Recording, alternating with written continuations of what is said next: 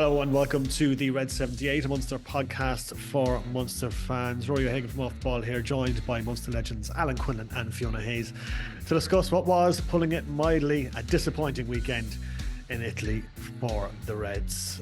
Delighted to be joined, as I said, by Fiona and Alan. Guys, how are you? I'd imagine you're a bit kind of shell-shocked over the result over the weekend, do you? Yeah. I was coaching myself on Saturday evening, and I left. The last viewing was half time, so I thought we were back on track. So I was shocked. Someone roared over to me with 2 minutes left in my own match, the finishing score. So I was absolutely blown away. I thought they were having a laugh, as he was a Leinster man telling me. So when I actually watched it back, I was shocked. But look, the women finished off the weekend in style, so that was something to brighten my day at least.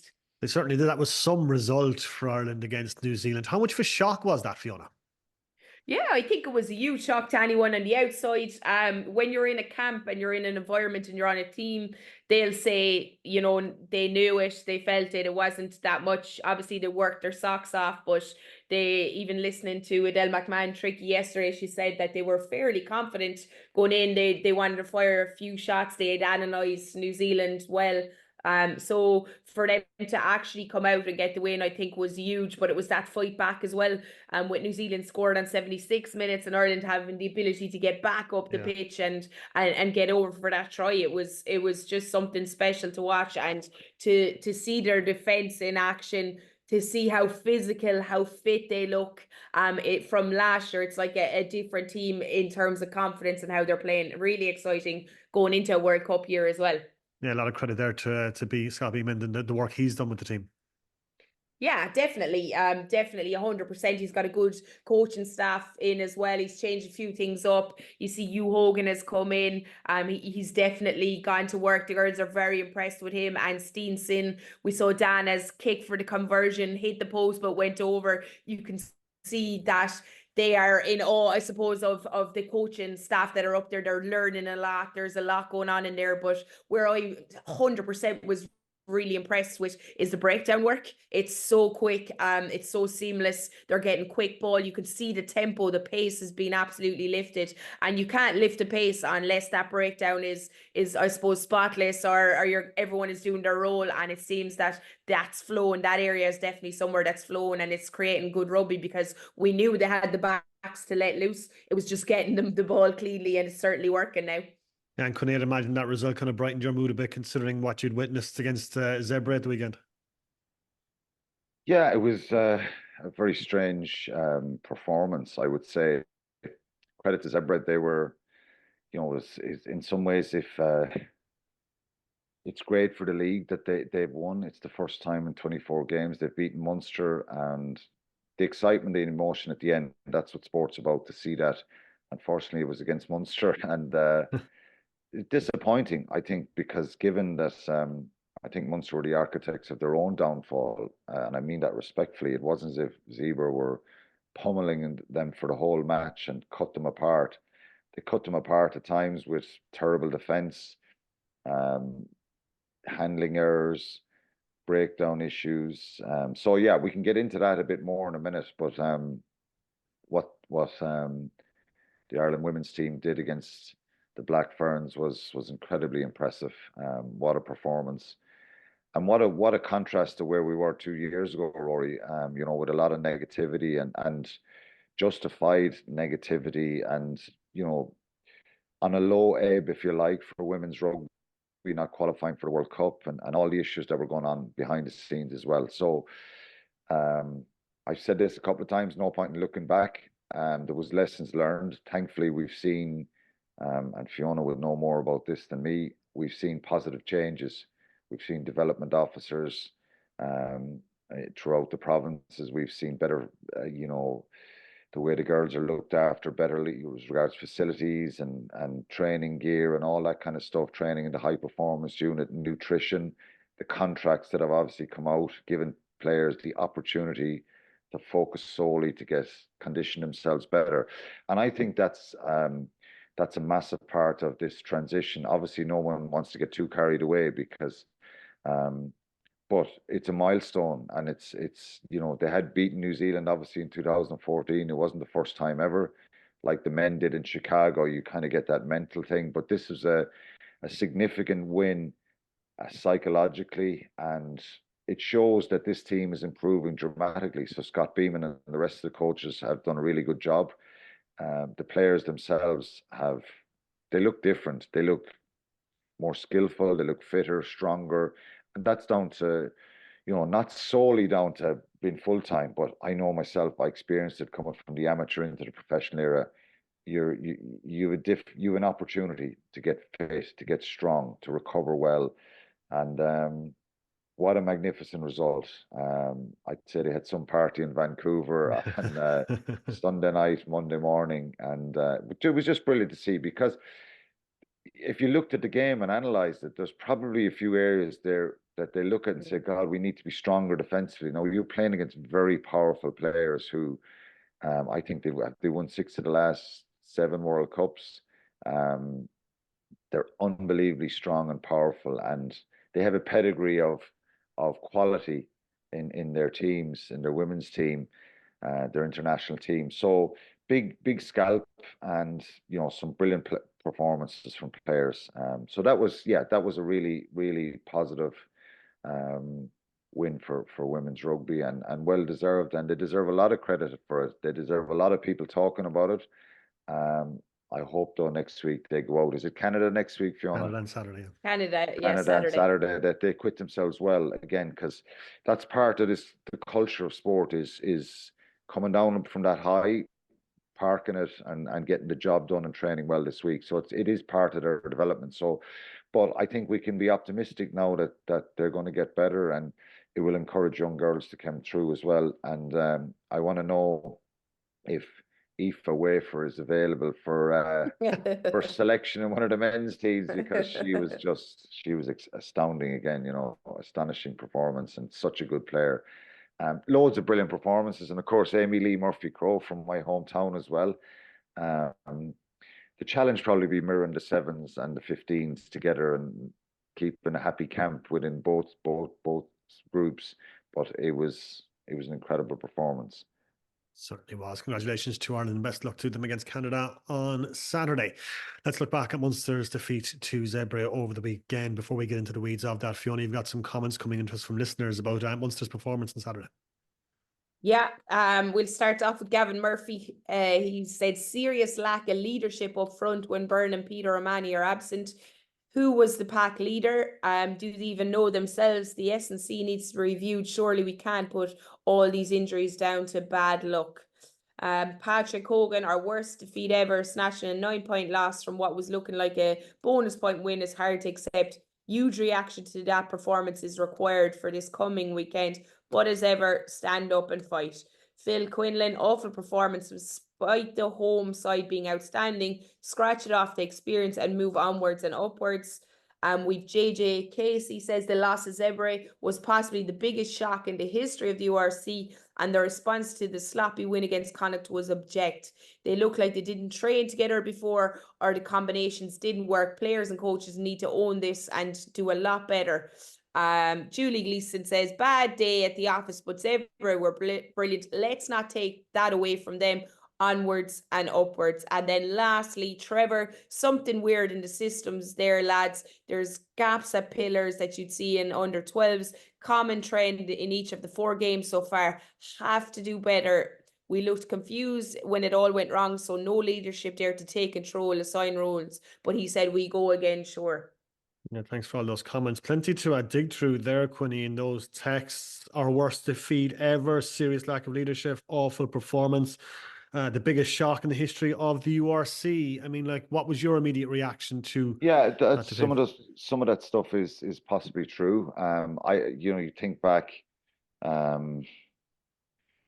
I played against Cardiff after I think 2004, and we were beaten 60-0. Back then we were out of the league. We were knocked out of Europe by Wasps the week before. I came back from my shoulder injury. I was 6 months out. That one jumps out at me when you're over in Cardiff and you're being beaten 50 or 60 points.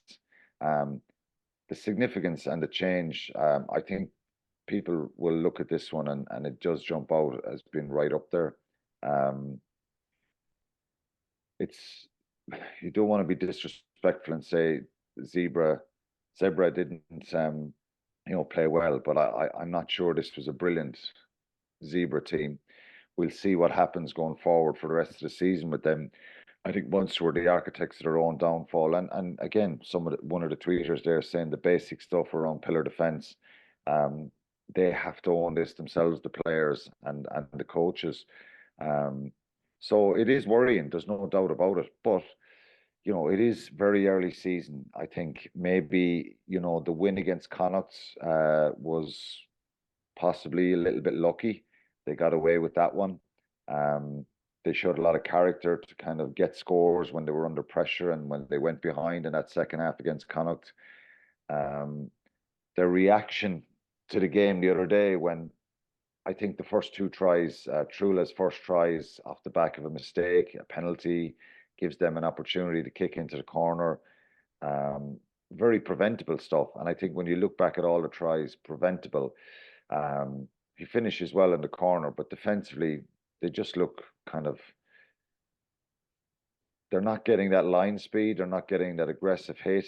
I think back to Cathal Ford's try last week against Connacht. It's stuff that you think needs to be a lot better. The defensive pillar, I think Ollie Jaeger he knew it straight away. He'll know it, and he'll probably have to live with that one for a while, where you cannot leave pillar. Amazingly, it happened in the second half again with Jeremy Loughman. He's a very experienced player. Both of them are. So it's kind of the basic errors summed up the performance. The Jack O'Donoghue pass at the end, which was a mile forward, although I thought Jack O'Donoghue actually brought a bit of aggression and carry and a bit of attitude to his performance, so he can hold his head up, absolutely no doubt. The Mike Haley intercept pass, after half time, after playing poorly in the first half and actually scoring 4 tries, being direct when they got up there, being physical. Gavin Coombs scores 2 tries. Mike Haley's try, Brian Fitzgerald before half time. You think, right, you're going to dust yourselves down here. Realize that's okay.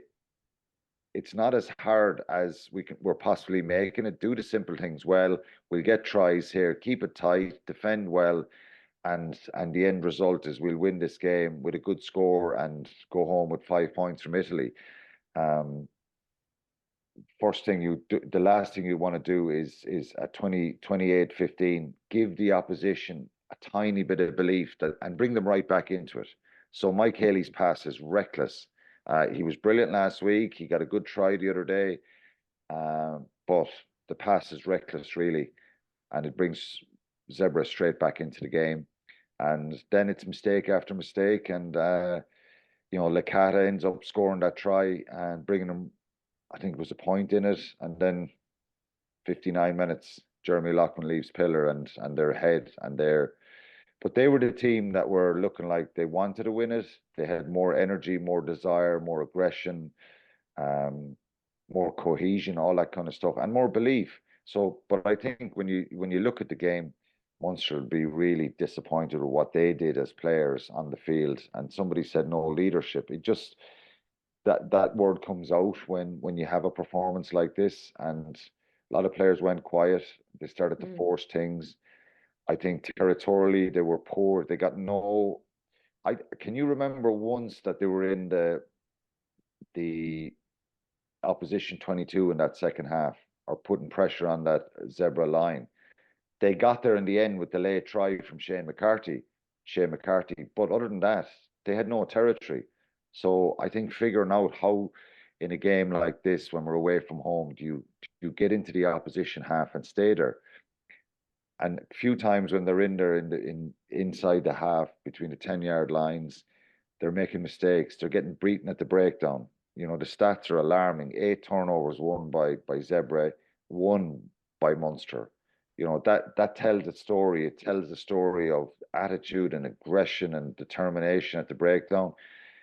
John Hodnett, I thought, could have got rewarded a couple of times. He's locked onto the ball, but the biggest concern probably is 26 tackles missed last week. 20. The stats will tell you in a couple of different. I had 22 to 25 here because there were 2 different numbers on two different places. I found that. But when you're in the 20s both weeks and missed tackles, it's way too high. So yeah, 2 years ago they went in round two to Dragons and they were beaten 23-17, and that was a difficult start to the year, and obviously they went and won it at the end of the year. They won 2 games in their first 7, turned it around, went to South Africa near the end, got 2 great results, ended up going to Glasgow, Leinster and Cape Town and winning the URC. So let's hope that they can go on some sort of a run again and they learn quickly from this. I think the start of the season, I'd be interested to see what you think, Fiona. Two friendlies.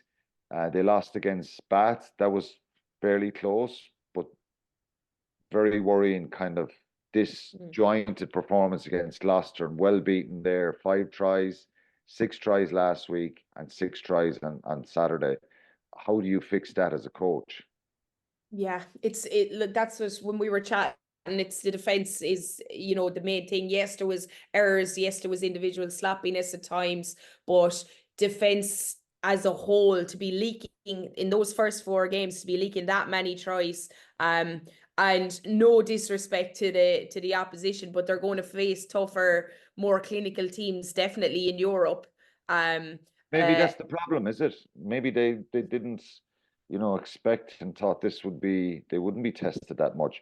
Now, in fairness to Graham Rowntree, he did say beforehand, and I've said it myself in my analysis of Zebre, they're dangerous if you allow them play. They can hurt you, particularly with their back three. But is it an attitude thing? Is it a system thing? Or it's surely not a system thing, because they were very strong defensively last year. How come we're now missing tackles and making very basic errors and look kind of soft at times? It could be down to the preseason. Who knows? I don't know. Yeah, well, I wouldn't say yes, it's a system thing. There's definitely things I think need to be tweaked. Obviously, Munster's defensive system is the same. You've got the same coach, so teams are going to analyse. They're going to see how to break it down, how to keep you narrower. But the line speed, the aggression, that's not there. That's the players. You look at that, you review that, you in training, they would do numerous drills about that. But for some reason, they don't trust the connections to be able to come up at speed. I think there's a lack of trust there, I find, especially when they get out wider, definitely internally, but when it goes from 12 to 13 and how their scramble defense around that and their decision making has been quite poor. So is that personnel? I don't know, but it's definitely something they're going to have to look at, because it's too, the tries are too easily being scored. You have to work so hard, especially in that internal defense, and to look up and you see just a switch or a basic play and for teams to score like that. So it's certainly an area they look at. But I mean, we know Levy, we know he's an excellent coach. We've seen it last year. There's been serious defensive performances, but for some reason, they're not getting it out of their players defensively. So whether it's going to be a full focus now on that for this week, I would have presumed after Connacht that that's an area they would have spent a lot of time looking at and reviewing and wondering how are we going to